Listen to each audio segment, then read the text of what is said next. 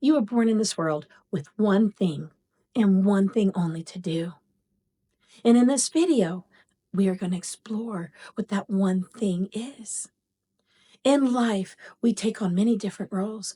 We do many different activities. And most of us forget one job that we were born to do. Hi, my name is Bethel, and I love to assist people as they go along their spiritual awakening journey to help them embrace a life of love, freedom, and bliss that they deserve. So go on a trip with me. If you can, close your eyes, but let's imagine you are born. You are given this one job to do, and that job is to love yourself. You then go into a little tiny body that is completely dependent on somebody else to keep you alive. And in the first 7 years of your life, you are fighting that constant conflict of, I've got to love myself, and what the external world is telling you about who you are as a person. And somewhere in those 7 years, that concept to just love yourself kind of gets changed. Some people are incredibly lucky and they were given households that help them build and grow and nurture, and they walk away knowing their worth and are able to face the world with such amazing encouragement. However, a good portion of us forget that one job to love ourselves. Our brains have been proven to show that the first about 7 years of a person's life, we're in a theta state where our identities are being developed and grown. And depending on your nurturing or lack thereof, will determine your behavior, your thoughts, and your actions for the rest of your life. We are a bunch of adults walking around with broken inner parts of us that the world likes to call our inner child, that is still dominating our actions and our thoughts. And part of personal growth and stepping out into who you want to be entails going into those deep shadows and healing that inner child. As you do the necessary work to dig down and to discover that inner wounded child that has forgotten to love themselves, there are 3 core beliefs that most humans struggle with. The first one is many people feel abandoned. When you are abandoned, you didn't get that connection that you deserved as a child. It maybe not have been as deep and as whole as you had deserved. Somewhere along the line, that through that lack of connection, that you weren't worthy of it. You got abandoned by the people that were supposed to love and nurtured you.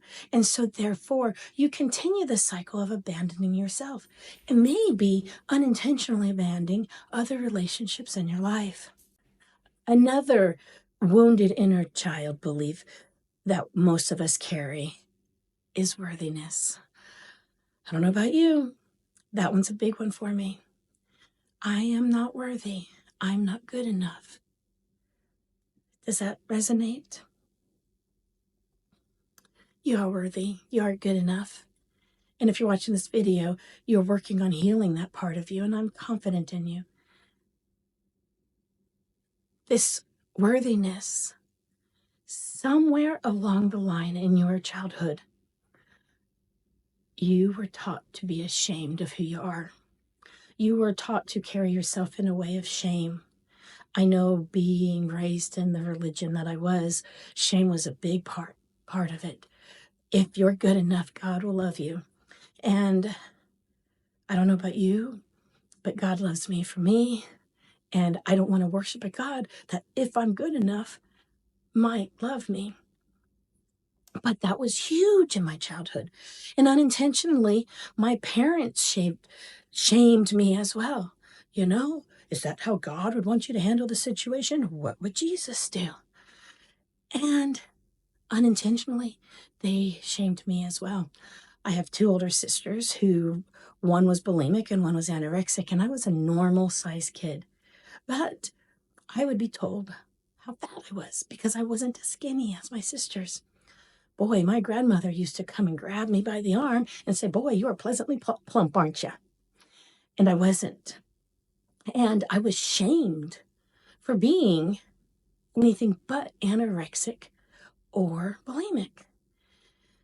This shaming because of our wanting so bad to be worthy is huge for me and a lot of the people that I have seen as I've gone through life. A third core belief system that comes from our inner children that most of the humans in this world carry is trust issues. I like to do everything myself because I can't trust somebody else to do it good enough. And as far as being an employer, man, I was the best employer out there because I always got the job done and I got it correctly. I got it done correctly. Can you relate with this one as well? We, as a society, don't trust each other. Always looking over our back, thinking somebody is going to scam us or harm us. We got to do the job ourselves because you're the only one capable of getting it done right. Sound familiar? This inner child wound comes from feeling a lack of control, a lack of not having any say of what happened in your childhood, that you felt powerless and were completely dependent on people around you. And you witnessed other people around you who had the control, who you wanted to emulate. And so as you got older, you started doing that. However, you're still that wounded inner child, not trusting anybody and controlling everybody. So you never felt that powerless again. A big process in healing our inner child wounds is to understand that we are our 4-year-old selves running around doing the best we can. There is a huge dynamic that created these wounds within us. It's the mother, father, and child dynamic. Mother is the feminine energy, connection, relationship, money issues. Father dynamic is power, safety, protection, purpose. And then it's the child dynamic of how by witnessing these different energies, feminine mother, masculine father, and then the belief systems we have come inside of us. We came to this earth with one purpose, and that is to love ourselves. We take on the many different roles: mother, father, daughter, sister, brother, aunt, uncle, tax accountant, nurse, firefighter, teacher, lover. We take on all these different roles to heal, to grow, to progress, to overcome that 7-year-old, between 0 and 7-year-old child inside of you, to remember your worth, to remember why you came to earth. Let that sink in, my friends. You came with one purpose, and that was to love yourself. Notice I didn't say like yourself. You're going to like yourself by all those other little roles that you do and the things you realize you've accomplished in this world. But your number one role is to love yourself. The best way to love yourself is to heal those inner wounds inside of you. Heal those parts of you that want connection, that want to be good enough, worthy, to heal the control issues that you have and start trusting not only yourself, but the world around you. And as you feel the connection, as you feel your worthiness, as you trust yourself in the world around you, you love yourself more. And the world becomes glorious in the beautiful place that you deserve to live in. And then stepping into your power to fulfill your higher purpose. And you get to live that life of freedom, joy, and bliss that you've always wanted. Please go ahead and put in the comments below about your journey on healing your inner child.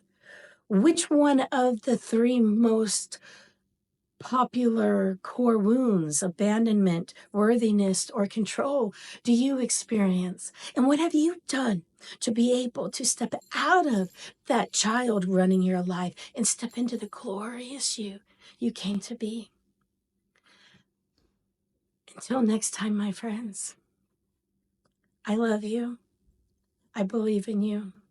Namaste.